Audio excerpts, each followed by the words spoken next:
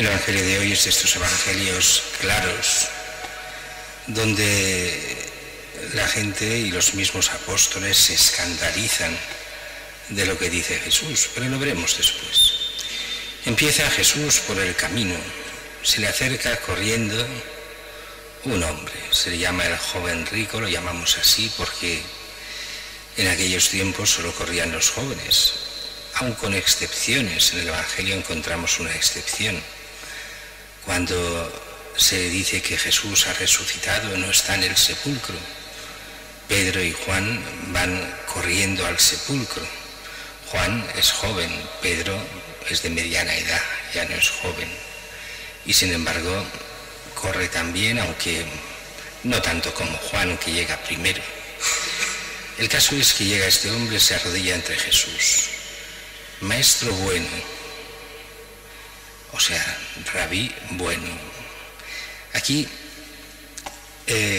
Jesús lo que quiere es hacer entender bien con la frase que dirá que cuidado con los rabíes, con los rabinos, cuidado con los maestros.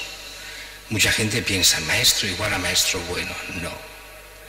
La bondad solo viene de Dios y Dios es el auténtico bueno y Jesús es el Hijo de Dios, Él sí que es bueno, pero nos lo hace para que entendamos que el único bueno realmente es Dios. Hace pocos días veíamos aquella parábola y después de la parábola decía: si vosotros que sois malos sabéis dar cosas buenas a vuestros hijos. Aquí de bueno solo hay uno. Mientras estemos en la tierra el único bueno es Dios. Si vamos al cielo ya seremos buenos, entonces sí del todo. Pero aquí bueno no hay nadie. Todos somos pecadores en proceso siempre de conversión. Y como pasa muchas veces, cuanto uno más se aleja de Dios, más bueno se cree. Pero el único bueno de verdad es Dios. Por eso cuidado con los maestros, que también todos los maestros están también en proceso de conversión o deberían estarlo. Buenos, solo Dios. Y entonces le responde Jesús a una pregunta que todos deberíamos hacernosla. ¿Qué debo hacer para poder heredar la vida eterna, para entrar en el cielo? ¿Qué tengo que hacer? Y es curioso que Jesús, viéndolo, le dice: cumple los mandamientos. Y le da solo los mandamientos del decálogo, de lo que llamamos la segunda tabla. ¿Qué quiere decir eso? En la mentalidad clásica los mandamientos son las tablas de la ley. Una primera tabla y una segunda. La primera, los mandamientos hacia Dios. Y la segunda, los mandamientos hacia el prójimo. Curiosamente Jesús en este momento solo habla de los mandamientos en general, pero cuando los cita, solo cita los de la segunda tabla, los mandamientos hacia el prójimo. ¿Y por qué? Por una razón muy sencilla, que hoy no nos vale que solo nos cite los de la segunda tabla, pero en aquel tiempo sí. Porque lo que hacía se encontraba entre un judío realmente creyente, que buscaba la verdad, que buscaba el bien, buscaba la salvación. Y los judíos así, los mandamientos hacia Dios los tenían clarísimos. No hacía falta ni que hablase de esos. Seguro que santificaba las fiestas, seguro que buscaba a Dios y no tenía otro Dios fuera del auténtico. Seguro que no blasfemaba ni tomaba el nombre de Dios en vano. Todo eso no hacía falta. El sentido de buscar el amor a Dios estaba claro. El problema normalmente de los judíos era el prójimo. ¿Por qué el prójimo? Porque les costaba muchísimo empatizar con los demás y darse cuenta de que todo es de Dios y nos hemos de esforzar en buscar no solo nuestro bien, sino el bien de los demás. Y eso los judíos les costaba, y eso que tenían todos esos mandamientos hacia el prójimo. Y sin embargo, dirá este joven, más o menos joven: todo eso desde niño lo he cumplido. Y dice que Jesús lo mira afectuosamente y le hace una oferta única. Deja todo lo que tienes, véndelo, dáselo a los pobres, ven y sígueme. Le está diciendo, te quiero como apóstol mío, a mi lado, ven. Y dice que frunce el ceño, se va triste, porque era demasiado rico. Es el gran problema con las riquezas, Pensad que mucha gente de hoy que se considera normalita, en aquellos tiempos eran ricos.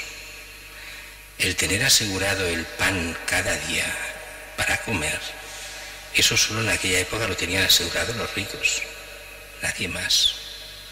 La gente tenía que trabajar mucho y fijo para ganarse solo el pan. El rico es el que no se ha de preocupar por qué comerá mañana. Ese ya era el rico en aquellos tiempos. Había mucha distancia en aquellos tiempos entre pobres y ricos. Hoy hay muchos más ricos que pobres, porque hoy entendemos los ricos, los multimillonarios. En tiempo de Jesús no eran esos los ricos. Los ricos son los que no se tenían que preocupar demasiado, porque ya tenían para vivir. Hoy la mayoría, para ir viviendo, por no decir casi todos, son ricos para aquella época. Todos tienen para vivir, que se mueran de hambre son muy pocos, por no decir nadie, porque si realmente pasas hambre, encuentras quien te dé de comer, no hay ningún problema. No hay nadie en nuestra sociedad que si se mueve un poco pase hambre, nadie. Solo será si se queda cerrado en su casa, no hace absolutamente nada y espera que se lo hagan todos los demás, entonces sí, puede ser que alguien se muera de hambre, si no es imposible, al menos en nuestra sociedad. Por eso hemos de pensar que no estamos aquí hablando de los súper ricos de hoy, sino nosotros en la mentalidad del Evangelio ya somos ricos, tenemos el pan de cada día, por lo cual hemos de estar atentos al texto. ¿Cuál es el problema? Este no acepta ser apóstol por una razón sencilla: prefiere el dinero a Dios. Aquí hay uno de los puntos que cuesta a veces de explicar, que la riqueza no es tanto el tener o no tener, sino la actitud ante los bienes. Hay mucha gente, mucha no, hay alguna gente muy rica, pero que no tiene mentalidad de rica, poca, pero hay. Y hay gente muy pobre, pero con una mentalidad de ricos impresionante, donde es de un tacaño absoluto, donde el dinero lo es todo, donde no se puede hacer absolutamente nada allí porque solo vive por el dinero, aunque tenga poco. Ese ya es un rico. Pero aquí hay un problema de fondo que sale en todo el Evangelio, y es la relación del cristiano con el dinero, con las posesiones, con los bienes. Y eso para muchos es difícil hasta de entender, cuando no es tan difícil de entender. La mentalidad del Evangelio es muy clara: todo es de Dios, con lo cual aquellos que dicen, no, esto es mío, y porque es mío hago lo que me da la gana, ya están fuera del Evangelio. Y aún dirá, ¿cómo? Pero las cosas no son mías. Pues en mentalidad evangélica tú no tienes nada, todo es de Dios. Tú eres administrador de esos bienes que llamamos tuyos, pero que no son tuyos. Y esto el Papa Francisco lo explica de forma espléndida, cuando dice aquello, y lo ha repetido muchas veces, de que si todo fuera tuyo, pues cuando te murieses te lo llevarías contigo, porque sería tuyo. Pero cuando tú, y dice él, cuando yo he ido, decía él, a tantos entierros, como se hacían antes en los pueblos, no como se hacen ahora en Barcelona, donde desde la parroquia se enterraban. Recordemos que se pueden hacer los entierros en la parroquia, porque la gente piensa ahora que está prohibido y que todo se ha de hacer en el tanatorio. Eso es mentira. Se pueden traer los difuntos y hacer el funeral de cuerpo presente en las parroquias. No se hace simplemente porque es el negocio de las funerarias, que no quieren porque han de perder dinero trayéndolo aquí. Pero todos tenéis derecho a hacer la misa funeral de cuerpo presente en la parroquia. Y a veces hay que insistir en la funeraria y no es más caro, ni mucho menos, porque ellos os cobran el servicio religioso, pero aquí no lo pagan, con lo cual con eso se pagan más que de sobras el traslado hasta aquí. O sea que ya sé que a veces cuesta porque las funerarias no quieren, pero tenéis derecho a que se haga aquí. Todos los que sois de la parroquia y sois practicantes, faltaría más.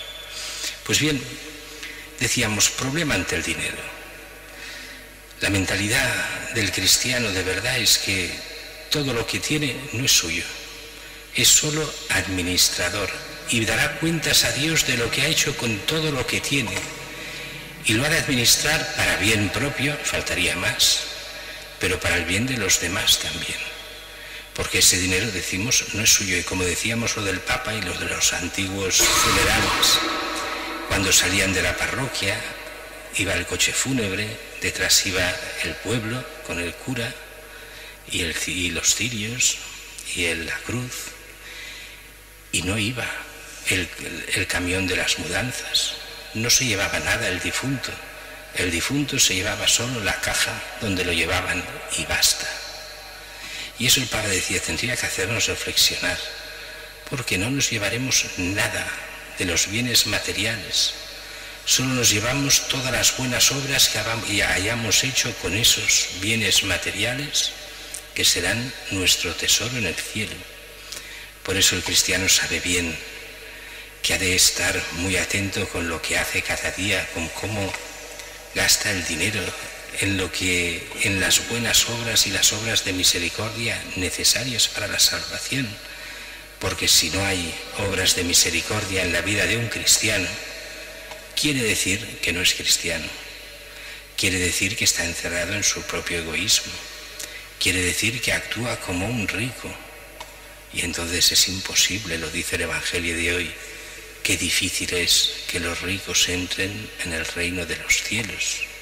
Es más fácil que un camello entre por el agujero de una aguja que un rico en el reino de los cielos. Y entonces hasta se escandalizaban los mismos apóstoles. Pero ¿cómo es así? Entonces es imposible salvarse. Y dice Jesús, sí, para los hombres es imposible, pero para Dios no. Y aquí empiezan las falsas interpretaciones de los que quieren siempre aguar el Evangelio y lo interpretan así falsamente. Ah, claro, es que Dios puede salvar a todos, así todos se salvan.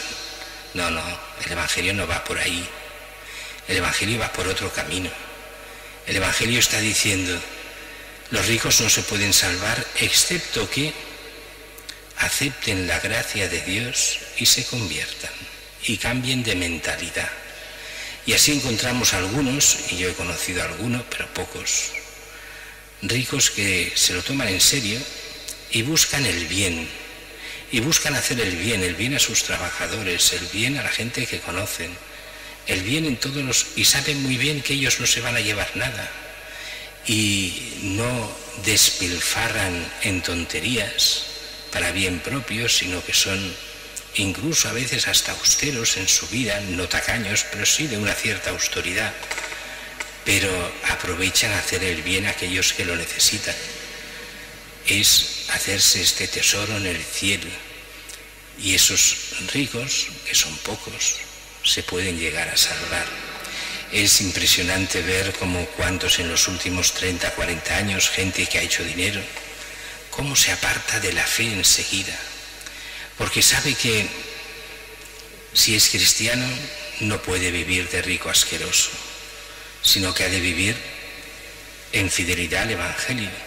Y entonces se apartan de Dios, se apartan de la Iglesia, entonces ven todas las hipocresías de la Iglesia y de los cristianos, todo para no querer reconocer que ellos se han vuelto ricos asquerosos.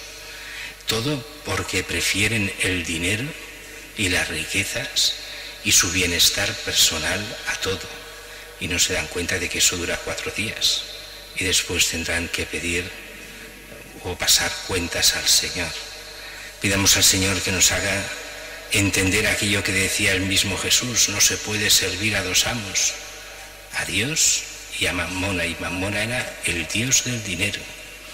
Para muchos hay este dios del dinero: todo lo mío es mío. Como decía una que yo conocí: todo lo mío es mío y lo tuyo es mío, le decía a su marido. Todo era suyo, lo único que le importaba era el tener cosas y más cosas. Es esa maldición del dios Mamona, que aleja del auténtico Dios, el Dios del amor, el Dios que busca el bien de cada uno de nosotros, ese Dios que nos ama con locura, pero quiere esta conversión radical del corazón para que podamos entrar con Él en la eternidad, poder vivir la felicidad eterna en el reino de los cielos.